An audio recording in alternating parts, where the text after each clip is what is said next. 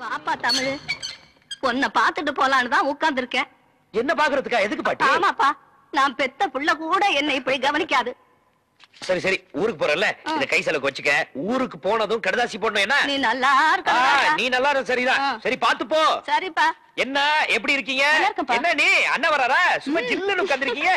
என்ன தங்கச்சி எப்படிமா இருக்க? நல்லா இருக்கேனே. என்ன மடி மருமா புள்ள என்ன சொல்றான்?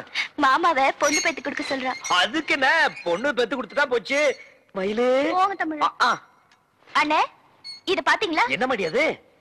என்ன நாளைக்கு டிஸ்சார்ஜ் பண்ண போறாங்க. இந்த கர்ச்சீஃபை உங்களுக்கு பிரசன்ட் பண்ணலான்னு உங்க பேரை இதுல தமிழ்னு எம்ப்ராய்ட் பண்ணிருக்கா. ஆனா உங்க இனிஷியல் தான் எனக்கு தெரியல. அது கொஞ்சம் சொல்லிட்டீங்கன்னா இதுல போட்டு கொடுத்துருவேன். ஏபிசிடில உனக்கு இஷ்டப்பட்டதை போட்டுக்க. இந்த கிண்டல் தானே வேண்டாம்னு சொல்றேன். உங்க அப்பா பேரை சொல்லுங்க.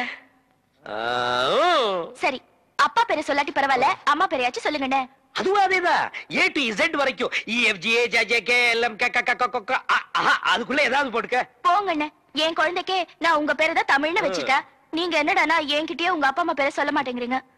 நான் உங்ககிட்ட பேச மாட்டேன், போங்க. ஐயோ கோச்சுக்காதம்மா, என் அப்பா அம்மா மேல சத்தியமா சொல்றேன், எனக்கு அப்பா அம்மா கிடையாது. நான் ஒரு அனாதை.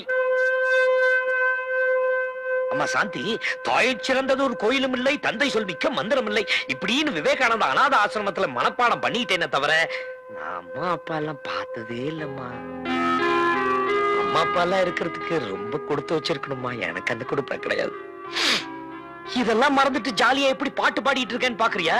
என்ன பண்றது, பயங்கரமான இருட்டு ஆண்டவன் படைச்சிருந்தாலும் அதுலயும் பார்த்து ரசிக்கிற மாதிரி நிலவும் நட்சத்திரத்தையும் படைச்சிருக்கா பார், அது மாதிரிதான் நானும். ஐயோ, இதுக்குதான் என் கதையை யாருக்கிட்டையும் சொல்லக்கூடாதுங்கிறது. இப்ப என் தங்கச்சி நீ இருக்கல, இங்க இருக்கிற டாக்டர்லாம் எனக்கு அப்பா அம்மா மாதிரி. ஏன் இந்த ஹாஸ்பிடல்ல இருக்கிற அத்தனை பேரும் என் சொந்தக்காரங்க. இந்த மாதிரி என் மருமக புள்ள இருக்கான், என் இனிஷியல் தானே வேணும், CN போட்டுக்க. என்ன பாக்குற? C for chicken. கோழிக்கறின்னா எனக்கு ரொம்ப பிடிக்கும். சிரிக்கிற மாதிரி. சரி, ஆஸ்பத்திரியில இருந்து வெளியே போகும்போது நல்லா சிரிச்சுக்கிட்டு போனோம். பக்கத்து வார்டு போயிட்டு வரேன். இனிஷியல போட்டு வை, வாங்கிக்கிறேன்.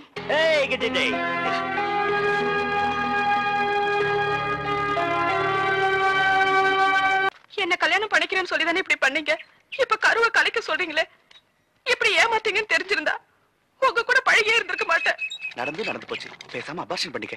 இப்பெல்லாம் அபார்ஷன் பண்ணிக்கிறது ஐஸ்கிரீம் சாப்பிட்டு குச்சி எறிகிற மாதிரி. அடம் பிடிக்காத, உனக்கா நல்ல டாக்டர் செட்டப் பண்ணி வச்சிருக்கேன், ஒன்னும் பிரச்சனையே இருக்காது. வாமா. நீ எல்லாம் ஒரு மனுஷனா? சத்தியம் பண்ணிட்டு இப்படி பண்றீங்க? மச்சான், என்னடா இவன் அவகிட்ட போய் ஜவ்வு இழுப்பு எடுத்துக்கிட்டு இருக்கான்? கோவப்படாத வித்யா. ஹேண்ட்பேக்ல குங்குமம் போட்டு வச்சிருக்க, கண்ணாடி வச்சிருக்க, பேனா வச்சிருக்க, கூடவே கருக்கலைப்பு மாத்திரை வச்சிருந்தா இந்த பிரச்சனை வந்திருக்காதுல்ல. இந்த பாரு, மரியாதையா சொல்றேன், என் ஃப்ரெண்ட்ஸ் எல்லாம் வெயிட் பண்ணிட்டு இருக்காங்க. நாங்க எல்லாம் சினிமாக்கு போன நேரம் ஆயிட்டு இருக்கு. வா. வர முடியாது. வான்னு சொன்னா வர மாட்டேன், எனக்கு சினிமாக்கு நேரம் ஆயிட்டுல. செத்தாலும்